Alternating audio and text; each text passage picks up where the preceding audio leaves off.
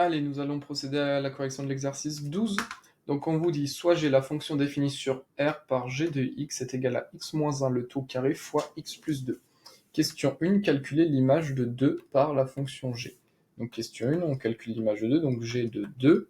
On va remplacer tous les x par 2, donc ça donne 2 moins 1 le tout au carré fois, on remplace x par 2, 2 plus 2. Donc ça donne 2 moins 1 entre parenthèses, donc ça donne 1 au carré fois parenthèse 2 plus 2, 4. 1 au carré, ça donne 1 fois 1, ce qui donne 1, donc il reste 1 fois 4, ce qui donne 4. Ensuite, on vous demande de calculer l'image de 1,5. G de 1,5, c'est l'image de 1,5, donc G de 1,5, on remplace tous les x par 1,5, donc j'ai du x là, du x là, du x là. Donc je remplace tous les x par 1,5, donc ça donne 1,5 moins 1 le tout au carré fois 1,5 plus 2. Dans la première parenthèse, 1,5 moins 1, ça donne donc 0,5 au carré fois 1,5 plus 2, 3,5. Alors 0,5 au carré, attention, n'allez pas trop vite, ça vaut pas 1. Attention, 0,5 au carré, c'est égal à 0,5 fois 0,5, ce qui donne 0,25. Attention, ne confondez pas. 0,5 au carré, c'est pas 0,5 fois 2, ça ne vaut pas. 0,5 fois 0,5, ça donne 0,25, attention. Donc c'est 0,25 fois 3,5. Et on prend la calculatrice, ou on le fait peut-être pour si possible. On dit, il y a juste à diviser par 4. 0,25 fois 3,5, ça revient à diviser par 4, ce qui donne 0,875. Question 3. Dressez le tableau de valeurs de G allant de moins 4 à 4 avec un pas de 2. Donc pour faire le tableau de valeurs, on démarre par x sur la première ligne. Et en dessous, on a G de x qui est égal à x moins 1 le tout au carré fois x plus 2. Donc on va de moins 4 à 4 avec un pas de 2, donc moins 4. Et vu que c'est un pas de 2, j'augmente de 2. Donc moins 4 plus 2, ça donne moins 2. Ensuite, moins 2 plus 2, 0. Ensuite, 0 plus 2, 2. Et 2 plus 2, 4. C'est ça le pas de 2. C'est quand on abscisse, on augmente de 2. Et en dessous, on doit calculer les images. Alors on a déjà calculé quand x vaut 0. Quand x vaut 0, ah non, on l'a pas calculé, on a calculé l'image de 2, pardon. Donc on a déjà calculé g de 2. Quand x vaut 2, g de 2, on avait trouvé 4. Donc quand x vaut 2, g de 2 vaut 4. Et on va calculer ce qui nous reste. Donc on va calculer l'image de moins 4. Donc allons-y, g de moins 4. Hop, on remplace tous les x par moins 4. Donc ça donne moins 4 moins 1 au carré fois, on remplace le x par moins 4. Moins 4 plus 2. Alors, moins 4 moins 1, j'enlève 4, j'enlève 1. Donc ça me donne moins 5 le tout au carré fois moins 4 plus 2, moins 2. Moins 5 au carré, c'est moins 5 fois moins 5, donc négatif fois négatif, positif. Moins 5 fois moins 5, ça donne 25 fois moins 2.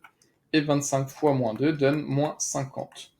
Donc quand x vaut moins 4, g de moins 4 vaut moins 50. Ensuite, quand x vaut moins 2, on va calculer son image par la fonction g. Donc calculons l'image de moins 2, donc g de moins 2. On remplace tous les x par moins 2, donc ça donne moins 2 moins 1 le tout au carré fois moins 2 plus 2. Ce qui donne moins 2 moins 1, ça donne moins 3 le tout au carré fois moins 2 plus 2, 0. Moins 3 le tout au carré, c'est moins 3 fois moins 3 négatif fois négatif positif, ça donne 9 fois 0. Et 9 fois 0, ça vaut 0. Donc quand x vaut moins 2, son image vaut 0.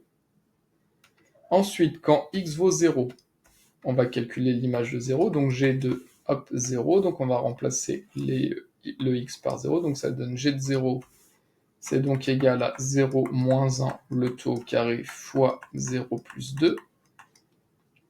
Ce qui donne entre parenthèses 0 moins 1, ça donne moins 1 au carré fois 0 plus 2, 2. Moins 1 au carré, moins 1 fois moins 1, ça donne 1 fois 2. Et 1 fois 2, ça donne 2. Donc quand x vaut 0, son image vaut 2. Et enfin, quand x vaut 4, on va calculer l'image de 4 par la fonction g. Donc allons-y, donc g de 4. Ça donne 4 moins 1 le tout au carré fois 4 plus 2. 4 moins 1, ça donne 3. Donc on a 3 au carré fois 4 plus 2, 6. 3 au carré, 3 fois 3, 9. Hop, 9 fois 6. Et 9 fois 6, 54. 6 fois 9, 54.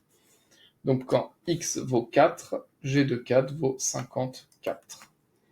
Et on vient de dresser le tableau de valeur de g allant de moins 4 à 4 avec un pas de 2. Alors, question suivante, on demande de tracer une courbe représentative possible de g. Alors là, vu qu'on a des images grandes, moins 50 et 54, ce que j'ai fait, c'est que j'ai pris un repère qui n'est pas orthonormé, c'est un repère orthogonal, c'est-à-dire qu'on a bien l'angle droit ici, mais les graduations sont différentes en abscisse. En ordonnée, en abscisse, je suis allé de 2 en 2, donc 0, 2, 4, 6, etc. Et en ordonnée, je suis allé de 10 en 10. Donc là, c'est un repère qui est orthogonal. Ça, ce n'est pas un repère orthonormé. Donc là, j'ai pris un repère orthogonal. Alors, l'axe des x, c'est toujours l'axe des abscisses. Donc, on y va quand x vaut moins 4. Donc, on se met en x égale moins 4. Quand x vaut moins 4, son image par la fonction g vaut moins 50. Donc, tac, un point ici. Ensuite, quand x vaut moins 2. Quand x vaut moins 2, son image par la fonction g vaut 0. Donc, on a un point ici. Quand x vaut 0, donc on se met en x égale à 0, son image vaut 2. Donc, j'ai un point ici. Là.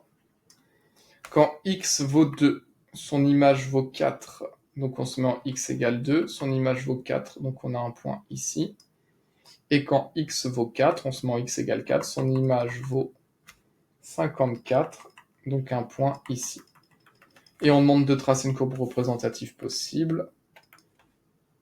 Allez, hop, on prend un crayon, et ça ressemble à ça. Ah, faut bien passer par le point. On va recommencer.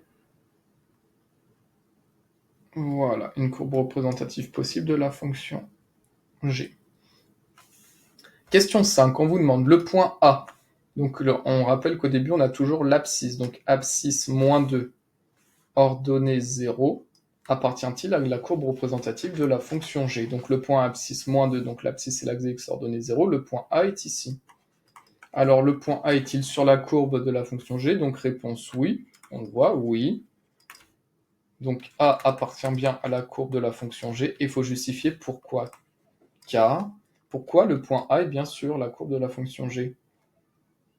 Car qu'est-ce que l'on sait quand x vaut moins 2? On sait que son image vaut 0. Donc le point A appartient bien à la courbe de la fonction g, car l'image de moins 2 par g vaut bien 0. Car l'image de moins 2 par la fonction g vaut 0.